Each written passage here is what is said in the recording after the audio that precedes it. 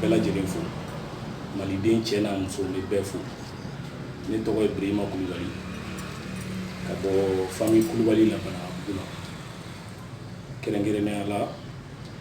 amam bangi bako fobu wala yimando parce que niya me an olu de do tem mene bolo bi o demsenu ko dro butadi parce que an ga wati la demsenu ko demsena ke kasoro ma dro buta mais ame dominer ko bi ni famana muma e ba soro kera dro butala yi kerengere ala shisha ko mesi na 600 bon akele no ba ke problème ya nga sunte kono parce que demsenu bu profiter shisha fait ka ko chamake maintenant que ambe wakati mna il faut que bagi atli tu ka demsenna ni ame amafo ko mali ga changer mali changement me demsenu le bolo bibi na nan demsenu changera mali be changer maintenant demsenu ma changer jamais de la vie mali te changer suno chokorobo oluni saya kasu na fara ko saya be ga koroboro kunda chokorobo be ta kan demsenu ni to nan bi demsenu an ga ngam bolo di nyogoma ka ke kilin ka drogu kele fon fen bi ga be mogola nyana mini demsena la manga ke parce que bi ni drogu ta abi bi dabolo ka imanga mogom dogoya ibo dogoya imanga fen fo mogom ma ibo ko fo otigima bon vraiment des massa on be ga klito an dewna an be ga klito an dogonu na bon an fo fen ko aklito an suno bi ko ni génération vraiment tiena kerengere na la muso parce que follow drogutalaw ko ciew droni mais ame domine go bi muso ere ta juwara ga tene ciew taka fo muso ere ni ciew be comparaison ya ame domine go bi lo min drogutala vraiment demaso anga klito nyona parce que bi na yera ki demso be ga droguta abi sika ke sababu yali abi demso ka furugela parce que bibi na ciew be na be furuge be bi furu yoro de wulumala demaso ko aklito demso la ni mo go yidin ko anyini ga do mamudu ni ya nyini nga do antefi vraiment malideu anga ke kilin anga mbolo di nyogoma na ya mbolo di nyogoma am se ga mali njo sunu ambe dominer ko bi vraiment mali kunfunu mambela maintenant en demisenu ani malideu ni sunu ma korobaw ole mali fawdi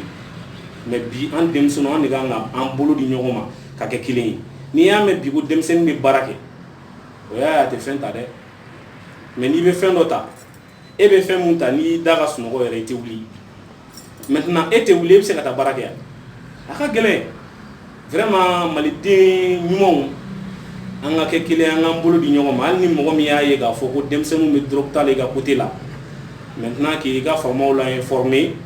pour que famo ga bo kala ma ni demsenu ni be ga nyana minima fin ta ni yoro la juste famo ga se ga ta ka tu umine ko kuron pour que ga se ga dabla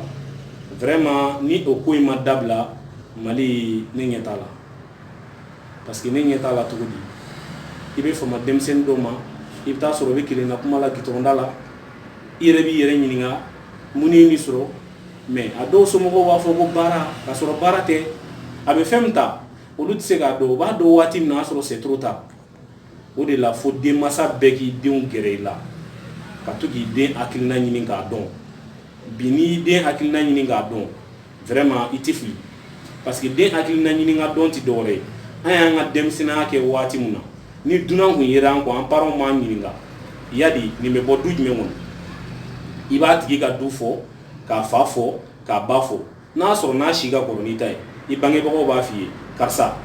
ninga na tu go bli boni ko follow up ni kauna na me dominer ko bi o tiga kan do nuna ami dominer ko bi o tiga siga kan de una parce que muna am benyina na ayere mene bolo ka lasse mali dem bela jelema che fara muso ka demseni fara ma korobaka am bega ke kili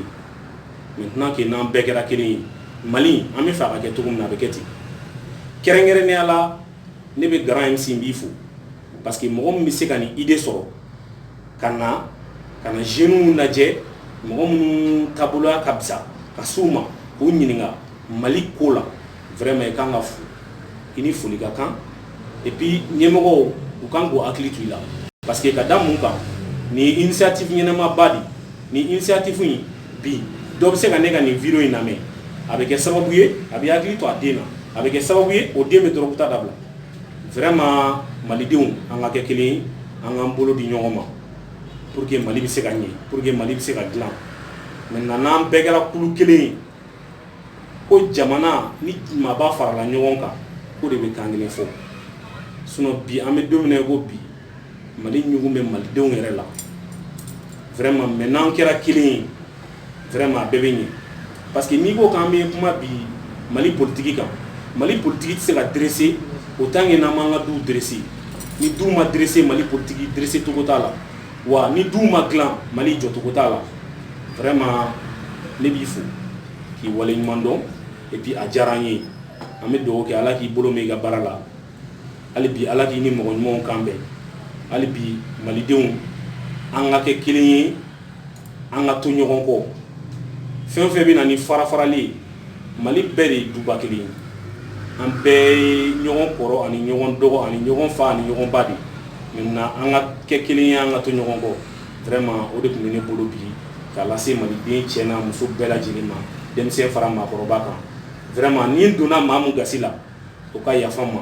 mais vraiment ne ta ye Maliko ye a ka di n ye Mali ka kɛ cogo min na vraiment n bɛ fɛ a ka kɛ ten an baw fɛ denmansaw fɛ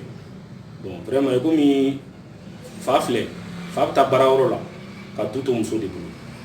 vraiment que musow k'u hakili t'u denw na n'u ye ko fɛn fɛn u denw na u kana dogo dɛ n'i y'a dogo a bɛ kɛ problème ye ni fa nana ka bɔ baarayɔrɔ la i b'a ko in i b'a da yira fa la vraiment ne ye nin y'i den na ne tɛ k'a taaboloya faamu vraiment n'o o kɛra fa yɛrɛ fana bɛ se k'a ka pression monter den kan pour que ka se k'a ka kow caman ɲɛdɔn bon vraiment n bɛ média kɛnɛ ka mɔgɔw n b'u fo parce que nin initiative bɔra olu de la ka fara Grand MC yɛrɛ kan n b'u fo télévision kɛnɛ ka mɔgɔw n b'u bɛɛ lajɛlen fo vraiment u ni ce u ni barajiw ka baara la vraiment n y'a ye u ka caméraman ninnu caman na denmisɛnninw b'u la mais tiɲɛ yɛrɛ la courage b'u la franchement parler n'u nan'i fɛ yen u b'i yɛrɛ nɛgɛn kosɛbɛ vraiment Ala k'u bolo mun ka baara la Ala ka sijan kalifu la vraiment malidenw ni donna maa mun gasi la o ka yafa n ma